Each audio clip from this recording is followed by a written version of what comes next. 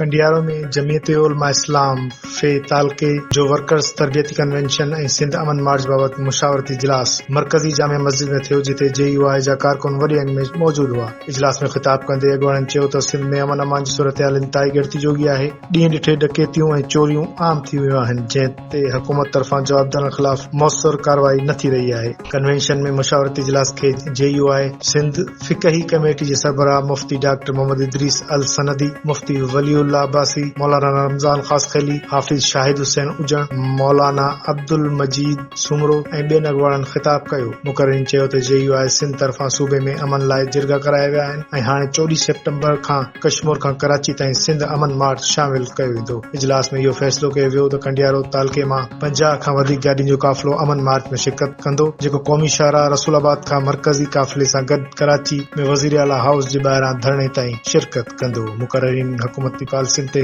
सख़्त तनक़ीद पिणु कई। अल्लाहुम्मा इन्ना अला ज़िक्रिका व शुक्रिका व हुस्नि इबादतिक। अल्लाहुम्मा अंसुरिल इस्लाम वल मुस्लिमीन फी गज़ा व फ़लस्तीन। अल्लाहुम्मा अंसुरिल इस्लाम वल मुस्लिमीन फी गज़ा व फ़लस्तीन। अल्लाहुम्मा अंसुरिल इस्लाम वल मुस्लिमीन फी गज़ा व फ़लस्तीन। अल्लाहुम्मा उख़्ज़ुल मन ख़ज़लहुम मिन आदाए दीन व शत्तित शमलहुम व फ़र्रिक़ जमअहुम व दम्मिर दियारहुम व ख़र्रिब बुनियानहुम व अहरिक़ बुयूतहुम व ज़लज़िल अक़दामहुम व अग़रिक़ सुफ़नहुम फ़िल बहरि कमा अग़रक़्त आल फ़िरऔन। या आलमीन फ़लस्तीन जी गज़ा वारनि जी मदद फ़रमा। इन दुआ जे विच में समूरनि खे अर्ज़ु आहे त गज़ा वारनि ते निहायत घणी तकलीफ़ आहे।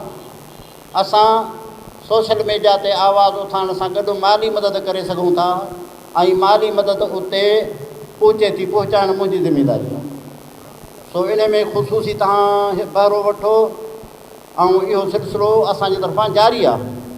तंहिंजे करे ख़ुशूसी तौर ते तवजो कयो ॿिनि मसइलनि सां। हिकिड़ो त उन्हनि जे लाइ हर फ़र्ज़ नमाज़ खां पोइ दुआ करो।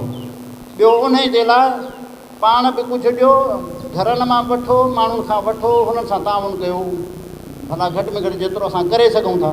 मुस्लमान हुकुमरान त सिर्फ़ु चप सिबियो वेठा आहिनि, कुझु कोन था, कुझु न रहंदो चवनि था त भली इहे शिकस्त खाइनि। अलाह तबारक व तआला खां दुआ आहे त इन्हनि हुकुमराननि खे बि सम्झ ॾे। अलाह साईं खे दुआ आहे त गज़ा वारनि खे कामयाबु फरमाए। अलाह साईं खे दुआ आहे त असांजे हिन जमात खे कामयाबु फरमाए। आख़िर दावाना अल्हम्दुलिल्लाह रब्बिल आलमीन।